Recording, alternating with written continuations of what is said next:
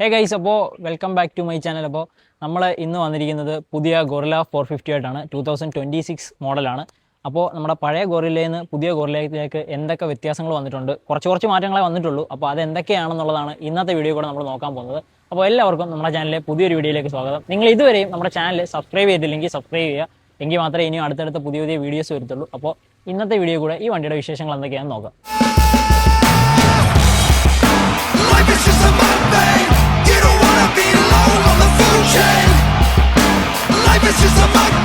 അപ്പോൾ നമ്മുടെ ഗൊറില്ല 450 ശരിക്കും പറഞ്ഞാൽ 3 വേരിയൻസ് ആണുള്ളത്. ഡാഷ്, ഫ്ലാഷ്, അപ്പെക്സ്, ഇങ്ങനെ 3 വേരിയൻസ് ആണ് നമുക്ക് ഗൊറില്ല 450 വരുന്നത്. അതിൽ അപ്പെക്സ് ആണ്, അതായത് ടോപ്പ് മോഡലാണ് നമ്മുടെ അടുത്തുള്ളത്. അപ്പോൾ ഡാഷും ഈ 3 വേരിയൻസുമായിട്ട് ചെറിയ വ്യത്യാസങ്ങളാണുള്ളത്.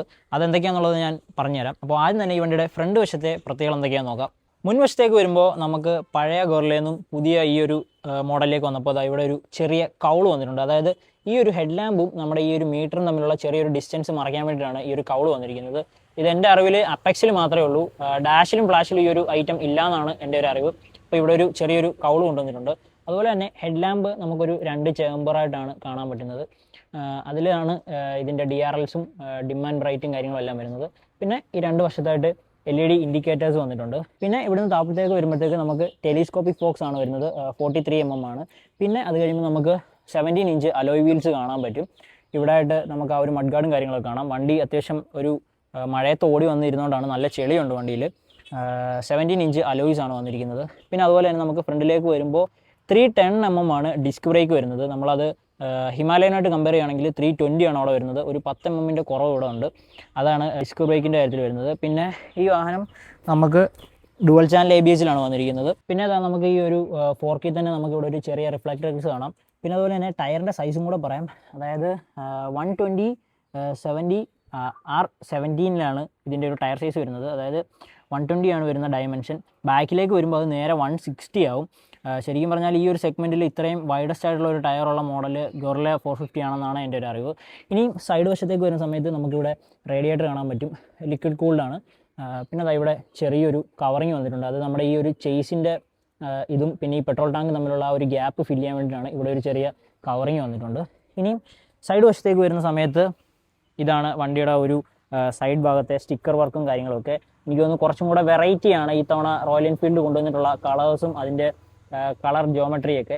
അതായത് ഒരു സ്റ്റിക്കർ വർക്ക് ഭയങ്കരമായിട്ട് വണ്ടിയെ അട്രാക്റ്റീവ് ആക്കുന്ന രീതിയിലാണ്. ഇവിടെ നമുക്ക് ആ റോയൽ എൻഫീൽഡ് എന്നുള്ള ഒരു റെഡ് കളറുള്ള ബാഡ്ജിങ് ഒക്കെ കാണാൻ പറ്റും. അത് കുറച്ചും കൂടെ അട്രാക്റ്റീവ് ഫീൽ വണ്ടിക്ക് കൊടുക്കുന്നുണ്ട്. ഇനി നമ്മൾ എൻജിൻ സൈഡിലേക്ക് വരാം. അങ്ങനെ വരുമ്പോൾ ശരിക്കും പറഞ്ഞാൽ നമ്മുടെ ഹിമാലയൻ 450യുടെ സെയിം എൻജിനാണ് വന്നിട്ടുള്ളത്. അതായത് 452 cc സിംഗിൾ സിലിണ്ടറിൽ വർക്ക് ചെയ്യുന്ന ഒരു എഞ്ചിനാണ്. ലിക്വിഡ് കൂൾഡ് ആണ്. അതുപോലെ തന്നെ DOIC, അതായത് DOIC എന്ന് പറഞ്ഞു കഴിഞ്ഞാൽ നമ്മുടെ ഇൻടേക്ക് വാൽവിനും എക്സോസ്റ്റ് വാൽവിനും സ്പെഷ്യലായിട്ട് 2 ക്യാം ഷാഫ്റ്റ് ഉണ്ടെന്നുള്ളതേ ഉള്ളൂ. കൂടുതൽ കോംപ്ലിക്കേറ്റഡ് ആയിട്ടുള്ള കാര്യമൊന്നുമില്ല. പിന്നെ ഇതിൻ്റെ ഒരു എഞ്ചിൻ്റെ ഒരു സ്റ്റൈല് നമ്മൾ ശരിക്കും പറഞ്ഞാൽ കണ്ടു കഴിഞ്ഞാൽ ഒരു ഫൈബർ പാർട്ട് ഇരിക്കുന്ന പോലത്തെ ഒരു ഫീലാണ് നമുക്ക് വരുന്നത്. ഏകദേശം 40 bhp 40 Nm ടോർക്ക് പ്രൊഡ്യൂസ് ചെയ്യാൻ കഴിവുള്ള ഒരു എഞ്ചിനാണ്. അതുപോലെ തന്നെ ഏകദേശം ഒരു 3000 to 3500 RPM വരുമ്പോഴത്തേക്കും ഏകദേശം 90% ഈ വണ്ടിയുടെ പവർ എന്താണെന്നുള്ളത് ഔട്ട് തരുന്ന ഒരു രീതിയിലാണ് ഇതിൻ്റെ ഒരു ട്യൂണിങ് വന്നിരിക്കുന്നത്. ഇനി നമുക്ക് ഇവിടെ ആ ഒരു എക്സോസ്റ്റ് പൈപ്പിൻ്റെ കണക്ഷൻ കാണാൻ പറ്റും. ഇതൊക്കെയാണ് ഈ ഒരു സൈഡിൽ നിന്ന് വരുന്ന കാര്യം. നമ്മൾ ശരിക്കും പറഞ്ഞാൽ ഡിസൈൻ്റെ കാര്യത്തിൽ കൂടുതൽ പറയേണ്ട കാര്യമില്ല, കാരണം നേരത്തെ കണ്ട് പരിചയമുള്ളൊരു വണ്ടിയാണ്. പുതിയ വേരിയൻസിൽ വന്നപ്പോൾ വന്ന മാറ്റങ്ങളൊക്കെ ഇതൊക്കെയാണെന്നുള്ളതാണ്. പിന്നെ അതുപോലെ തന്നെ നമുക്ക് ഇവിടെ ഇങ്ങോട്ട് വരുന്ന സമയത്ത് ഇവിടെ നമ്മുടെ ഗൊറില്ല 450 എന്നുള്ളൊരു ബാഡ്ജിങ് ഉണ്ട്. അതുപോലെ തന്നെ ഈ ഒരു പെട്രോൾ ടാങ്കിലും ഗൊറില്ല 450 എന്നുള്ള ഒരു ബാഡ്ജിങ് ഇങ്ങനെ പോയിട്ടുണ്ട്. ഇനി പെട്രോൾ ടാങ്കിൻ്റെ കാര്യം പറയുകയാണെങ്കിൽ നമ്മുടെ ആ ഒരു 450 ആയിട്ടൊക്കെ കമ്പയർ ചെയ്യാൻ പറ്റും. അതായത് ഇങ്ങനെ ഒരു ചളക്കി വെച്ചിരിക്കുന്ന ഒരു ഫീലുള്ളൊരു പെട്രോൾ ടാങ്കാണ്. 11 ലിറ്ററാണ് പെട്രോൾ ടാങ്കിൻ്റെ കപ്പാസിറ്റി എന്ന് പറയുന്നത്. റിയർ സൈഡിലേക്ക് വരുമ്പോൾ നമുക്കിനി ഇവിടെ നമുക്ക് എക്സോസ്റ്റും കാര്യങ്ങളൊക്കെ കാണാം. ഒരു ഷോർട്ട് മഫ്ലറാണ് കാണാൻ പറ്റുന്നത്. ഷാസിയൊക്കെ കുറച്ച് എന്താ പറയുക വിസിബിളാണ്. ഇവിടുത്തെ ആ ഒരു പോർഷനും കാര്യങ്ങളൊക്കെ. ഇവിടെ ചെറിയൊരു എന്താ പറയുക ഒരു ഹാൻഡിൽ പോലെ വന്നിട്ടുണ്ട്. അതായത് നമ്മൾ വണ്ടി കയറി എന്നിട്ട് ബാക്കിലോട്ടൊക്കെ വലിക്കാൻ നേരം നമുക്ക് കുറച്ച് ഈസി ആയിട്ട് പിടിക്കാൻ പറ്റുന്നത് ഈ ഭാഗത്തായിരിക്കും. പിന്നെ ഇവിടേക്ക് വരുമ്പോൾ നമ്മുടെ ഗ്രാബ് ഹാൻഡിൽസും കാര്യങ്ങളൊക്കെ കാണാം. ഇവിടെയാണ് ആ ഒരു മഡ് ഗാർഡ് ഏരിയ വരുന്നത്. നല്ല രീതിയിൽ വണ്ടിക്കകത്ത് ചെളി അടിക്കും എന്നുള്ളത് ഈ ഒരു വീഡിയോ കാണുമ്പോൾ തന്നെ നിങ്ങൾക്ക് മനസ്സിലാവും. അതിന് വേണ്ടിയിട്ട് നിങ്ങൾ ഹഗ്ഗറും കൂടെ സെറ്റ് ചെയ്യുക. ആക്സസറി കൂട്ടത്തിലാണ് ഹഗ്ഗർ വരുന്നത്. അതും കൂടെ സെറ്റ് ചെയ്യുന്നത് നല്ലതായിരിക്കും. ഒന്നാമത്തെ കാര്യം ഇപ്പം മഴ ആയതുകൊണ്ട് തന്നെ നല്ല രീതിയിൽ ചെളി അടിച്ച് കയറും. പിന്നെ ഇതിനകത്ത് ഡിസൈൻ്റെ കാര്യത്തിൽ കൂടുതൽ നമ്മൾ എടുത്തു പറയാത്തത് വണ്ടി നേരത്തെ ഉള്ളൊരു വണ്ടിയാണ്. ചെറിയ അപ്ഡേഷൻസുമായിട്ടാണ് വന്നിരിക്കുന്നത്. അതുകൊണ്ടാണ് നമ്മൾ ഡിസൈനെ കൂടുതലായിട്ട് പറയാത്തത്. കാര്യമായ മാറ്റങ്ങളൊന്നും വന്നിട്ടില്ല. ഇപ്പം നമ്മൾ പറഞ്ഞ രീതിയിലുള്ള കാര്യങ്ങളൊക്കെ വണ്ടിക്കകത്ത് ചേഞ്ച് വന്നിട്ടുള്ളൂ. ഇനി നമുക്ക് റിയർ സൈഡിലേക്ക് വരുമ്പോൾ ഇവിടുത്തെ ഡിസ്ക് റോട്ടർ വരുന്നത് 270 mm ആണ്. ഡുവൽ ചാനൽ ABSൻ്റെ ഭാഗമായിട്ടുള്ള കാര്യങ്ങളൊക്കെ കാണാം. വൈബ്രയുടെ കാലിപ്പേഴ്സും കാര്യങ്ങളൊക്കെ വിസിബിളാണ്. ബാക്കിലേക്ക് വരുന്ന സമയത്ത് ഞാൻ പറഞ്ഞിരുന്നു സെഗ്മെൻറ്റിലെ വൈഡസ്റ്റ് ആയിട്ടുള്ളൊരു ടയർ എന്ന് വേണമെങ്കിൽ ഇതിനെ വിശേഷിപ്പിക്കാൻ പറ്റും. അതായത് 160, 60, 70 എന്ന് പറയുന്ന ഒരു ഡയമെൻഷനിലാണ് ഇതിൻ്റെ ഒരു ടയർ സൈസ് വന്നിരിക്കുന്നത്. അതായത് നല്ല ബൾക്കിയാണ് ടയർ. കുറച്ചും കൂടെ കോർണറിങ് ഒക്കെ സ്മൂത്ത് ആയിരിക്കും ഈ ഒരു ടയർ യൂസ് ചെയ്ത് വെക്കുമ്പോൾ. അതായത് ഒരു സിറ്റി റൈഡ് അങ്ങനെയുള്ളൊരു സിറ്റി പെർഫോമൻസ് റൈഡിംഗ് ഒക്കെയാണ് ഇതിന് ബെറ്ററായിട്ട് തോന്നുന്നത്. ഒരിക്കലും ഒരു ട്രാക്ക് ഫോക്കസ്ഡ് വണ്ടിയല്ല ഇത്. കുറച്ച് ടൂറിംഗ് ഒക്കെ നോക്കുന്ന ആൾക്കാർക്കാണ് ഇതിൻ്റെ ഒരു ബെറ്ററായിട്ടുള്ളൊരു ഔട്ട് കിട്ടുന്നത്. ഇനി നമ്മൾ ബാക്ക് സൈഡിലേക്ക് വരുന്ന സമയത്ത് ഇവിടെ നമുക്ക് ഗ്രാബ് ഹാൻഡിൽസും കാര്യങ്ങളൊക്കെ കാണാൻ പറ്റും. ഞാൻ പറഞ്ഞ പോലെ തന്നെ ഹഗ്ഗർ ഇല്ലാത്തതിൻ്റേതായിട്ടുള്ള ഒരു പ്രശ്നം ഇവിടെ ഉണ്ട്. നല്ല രീതിയിൽ ചെളി അടിച്ച് കയറുന്ന രീതിയിലുള്ളൊരു ഡിസൈനാണ് ബാക്കിൽ വരുന്നത്. പിന്നെ ഒരു റോഡ്സ്റ്ററിൻ്റെ എന്താ പറയുക ഡിസൈൻ എന്ന് പറയുമ്പോൾ ഈ ഒരു ടൈപ്പിലാണ് വരുന്നത്. ഇവിടേക്ക് വരുമ്പോൾ നമുക്ക് ആ ഒരു ടെയിൽ ഇങ്ങോട്ട് കുറച്ചുകൂടെ ബാക്കിലേക്ക് കിട്ടി കണക്ട് ചെയ്തിരിക്കുന്നൊരു ഇതുണ്ട്. ഇവിടെ ഒരു ചെറിയൊരു റിഫ്ലക്റ്റേഴ്സും വന്നിട്ടുണ്ട്. നമ്മൾ ഹിമാലയനിൽ കാണുന്ന ആ ഒരു സെറ്റപ്പിലുള്ള തന്നെ ഇൻഡിക്കേറ്റേഴ്സാണ് ഇതിൽ ഇൻറ്റഗ്രേറ്റഡ് ആയിട്ട് തന്നെയാണ് ബ്രേക്ക് ലൈറ്റ്സും വർക്ക് ചെയ്യുന്നത്. അതായത് ബ്രേക്ക് ലൈറ്റ്സിൽ ഇൻഡിക്കേറ്റർ ഇൻറ്റഗ്രേറ്റഡ് ആണെന്ന് പറയാം. അതായത് ബ്രേക്ക് ലൈറ്റായിട്ട് ഈ ഒരു ഇടത്ത് തന്നെയാണ് വർക്ക് ചെയ്യുന്നത്. അതും ആ 450 ആയിട്ട് നമുക്ക് കമ്പയർ ചെയ്യാൻ പറ്റും. കാരണം ആ ഒരു സെയിം സെറ്റപ്പാണ് വന്നിരിക്കുന്നത്. ഇനി നമ്മൾ ഇവിടുന്ന് ഈ ഒരു റൈറ്റ് സൈഡിലേക്ക് വരുന്ന സമയത്ത് സാരി ഗാർഡും കാര്യങ്ങളൊക്കെ വിസിബിളാണ്.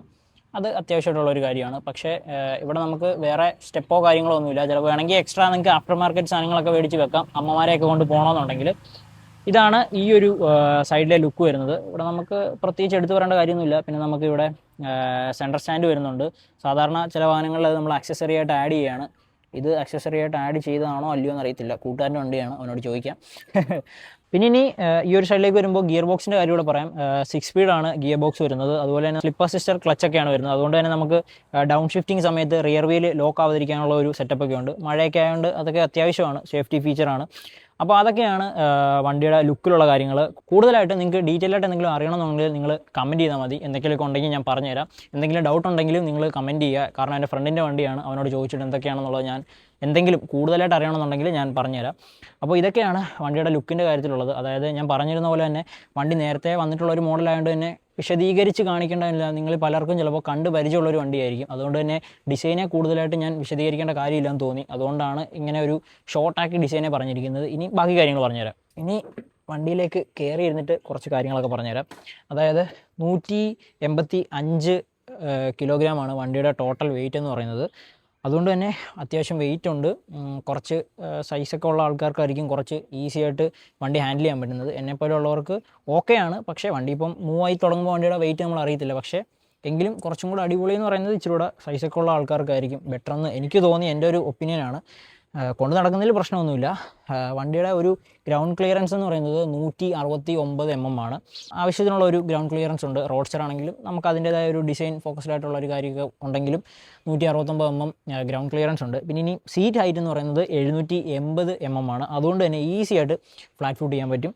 ഈസിയാണ് വണ്ടി, അങ്ങനൊരു പ്രശ്നമില്ല. ഹാൻഡിലിംഗ് കാര്യങ്ങളെപ്പറ്റി പറയാം. അതായത് ഒരു അലൂമിനിയം ഹാൻഡിൽ ബാർസാണ് വന്നിട്ടുള്ളത്. അത്യാവശ്യം വൈഡായിട്ടുള്ളൊരു ഹാൻഡിൽ ബാറാണ്. പിന്നെ എനിക്ക് ഇതിൻ്റെ അകത്ത് തോന്നിയെന്ന് വെച്ച് കഴിഞ്ഞാൽ വണ്ടിക്ക് അധികം നമ്മൾ കുറച്ച് എന്താ പറയുക നമ്മൾ സ്ലൈഡ് ചെയ്തിട്ട് വണ്ടി കൊണ്ട് നടക്കേണ്ട ഒരു ഫീലാണ്. കാരണം വണ്ടി ഒത്തിരി ഓടിയത്തില്ല.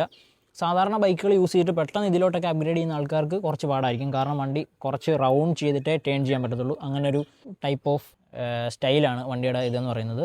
പിന്നെയെന്ന് പറഞ്ഞു കഴിഞ്ഞാൽ കുറച്ച് ഒത്തിരി കമ്മിറ്റഡ് ആയിട്ടുള്ള ഒരു പോസ്റ്ററും അല്ല, എന്നാൽ അത്യാവശ്യം ലീൻ ചെയ്തിരിക്കാൻ പറ്റുന്ന ഇങ്ങനെ ഒരു സെറ്റപ്പാണ് വരുന്നത്. അതായത് പഴയതിൽ നിന്നും എന്തോ ഒരു 55 സെൻറ്റിമീറ്റർ, അതായത് പഴയതിൽ നിന്നും ഒരു 5 സെൻറ്റിമീറ്റർ മുന്നോട്ടും കുറച്ച് താപ്പോട്ടുമാണ് ഇതിൻ്റെ ഒരു പോസ്റ്റർ വന്നിരിക്കുന്നത്.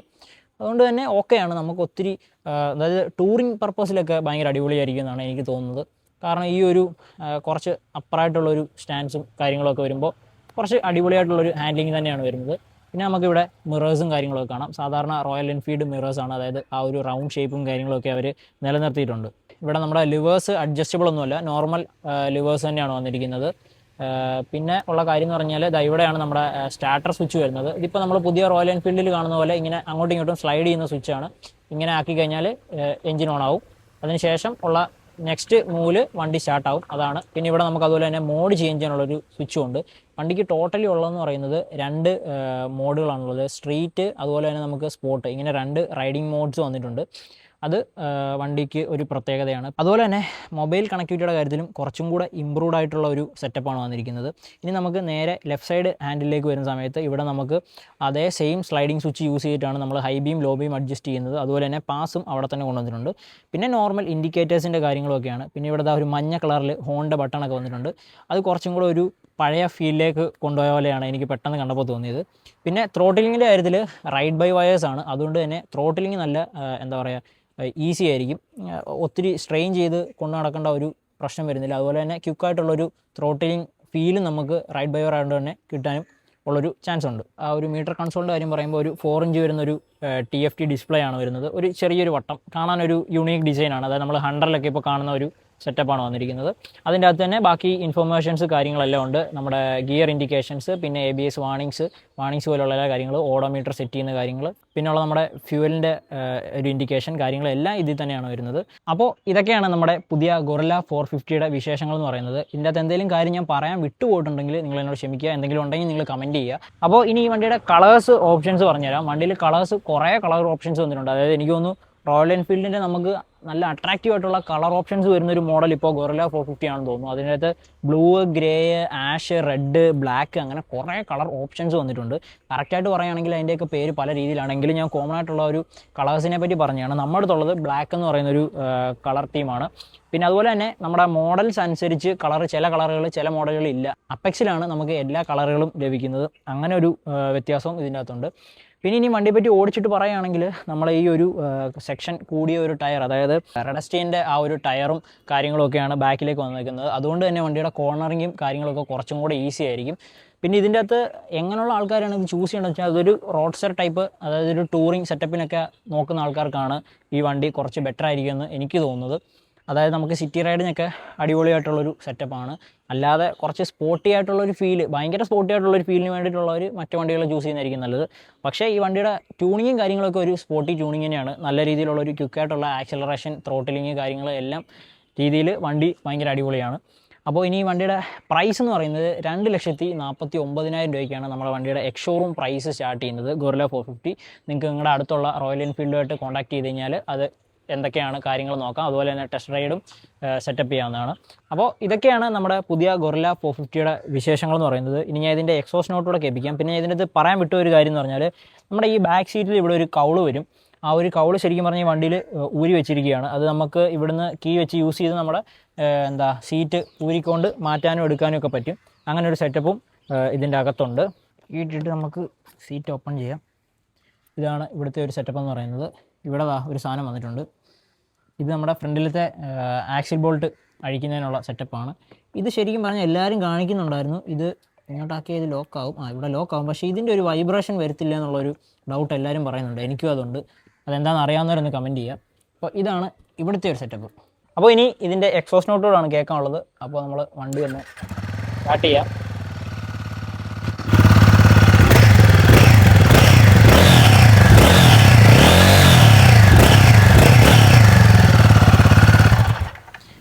അപ്പോൾ ഇതാണ് നമ്മുടെ ഗൊറില്ല 450യുടെ ടോട്ടൽ വിശേഷങ്ങൾ എന്ന് പറയുന്നത്. ഞാൻ ആദ്യം പറഞ്ഞ പോലെ തന്നെ എന്തെങ്കിലും പറയാൻ വിട്ടുപോയിട്ടുണ്ടെങ്കിൽ ക്ഷമിക്കുക. നിങ്ങൾക്ക് എന്തെങ്കിലും അറിയാനുണ്ടെങ്കിൽ നിങ്ങൾ കമൻറ്റ് ചെയ്യുക. അപ്പോൾ ഇത്രയൊക്കെ ഉള്ളൂ. അപ്പോൾ അടുത്തൊരു പുതിയ വണ്ടിയും പുതിയൊരു വീഡിയോ ആയിട്ട് നമുക്ക് വീണ്ടും കാണാം.